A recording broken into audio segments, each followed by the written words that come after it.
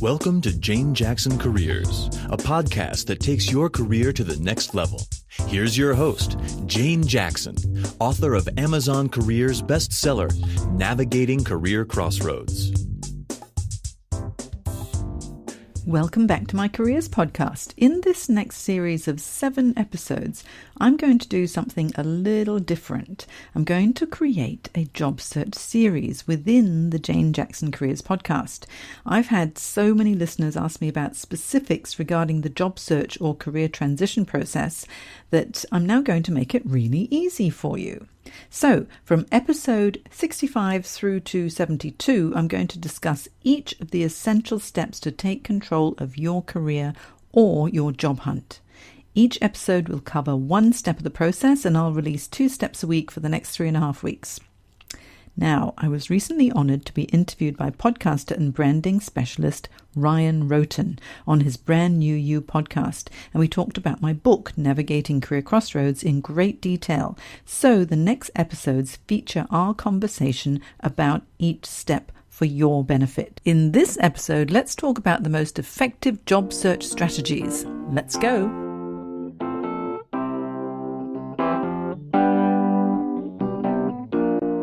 I think we're at a point now where we're ready to move into step 5 of your process, where we start to explore some job search strategies. One of the things that I've noticed for folks that are in my generation who maybe haven't looked for a job in a really long time, they still want to go to job boards to look for jobs and post resumes. And so my question for you is, do you think job boards are dead? They're not dead. They have their place, but they're one small percentage of your job search methods that you should use.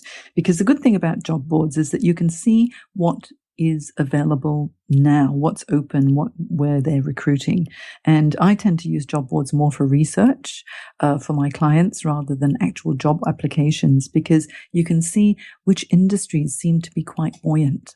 You can see which companies seem to be hiring a lot of people at any given time, because you can think, oh, goodness, they're looking for a lot of project managers. They're looking for a lot of admin staff. They must be growing in a certain area. So it could give you an idea as to, okay, looks like they're hiring. I might actually target them directly rather than going through the online job boards application process.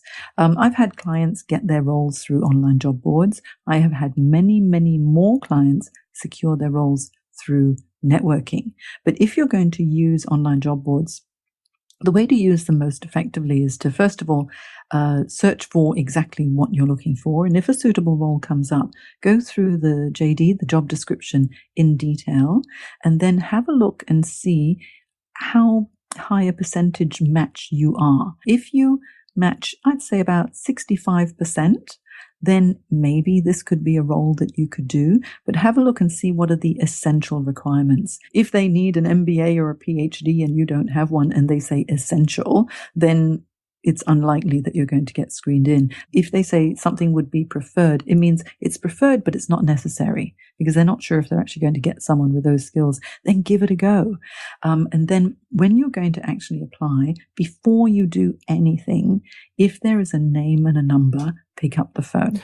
Whoa, hold on. You mean actually call someone and speak to them? Yeah, scary, isn't it? Talk to people? Goodness, no, yeah, definitely. Because if you don't, and you just click apply and you attach your resume or your CV, as I believe you call them in America, okay, your CV or your resume, and you attach your cover letter and you click, then off it goes into what some of my clients like to say, the black hole of recruitment, okay?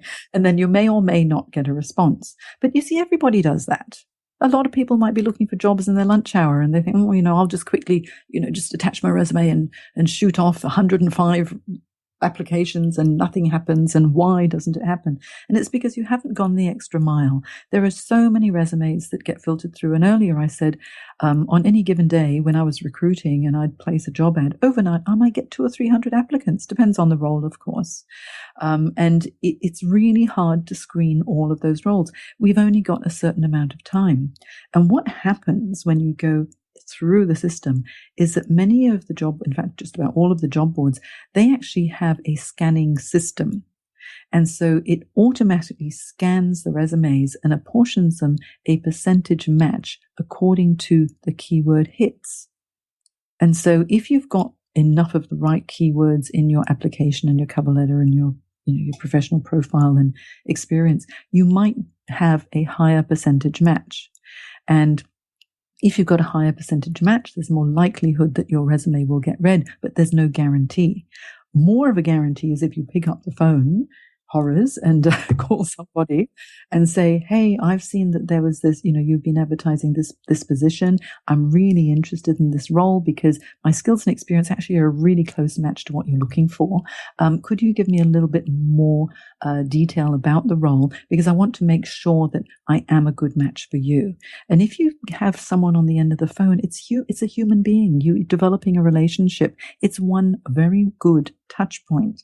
And if that happens to be the recruiter who desperately is looking for the right person and you sound like you might be, they might say to you, really good talking to you. Have you submitted it online? If not, why don't you email me your resume? And they'll look at it on the spot if you're lucky.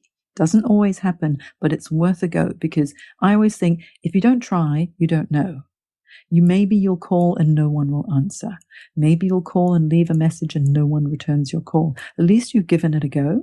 And if you are lucky enough to talk to the screener, then it's a selling opportunity. It's your opportunity to let people know what you do. And also they'll be able to hear your voice and hear that you speak well, you know what you're talking about. And already there's a mini screening that you've created for yourself. Well, we're speaking of horrors. One thing that people might find to be a horror, how important is networking now, today, especially in someone's job search strategy? Very important. I would say 100%. If you do not even attempt networking, your job search is not going to be as smooth and successful as you would like. People really, horrors. So many people are very, very reluctant to network because they think it's a bit of schmoozing. It's like sidling up to someone and say, hey, here's my card, call me. It's not like that at all. Networking, I think the misconception is people think that networking is selling. Networking is not selling. What I like to say is networking is developing relationships before you need them, so that people can know you, they can get to like you, and if they trust you, and if you are a good fit, it may lead to more. And for networking, it's not just for a job, it's for business building, it's for, relationship development, it's for finding the best hairdresser in a new city that you've moved to. Networking is recommendations. That's what comes out of them. And so if you develop a good relationship with someone, you're already networking. You're forming a friendship. It's part of networking. So if we don't think of networking as that, the horrible word, and we just think of it as building relationships, I think people would be less reluctant to do it.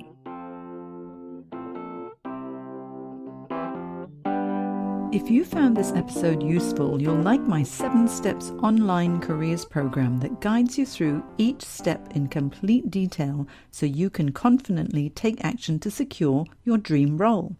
Go to janejacksoncoach.com/7 steps. That's the number 7, and get started today. janejacksoncoach.com/7 steps.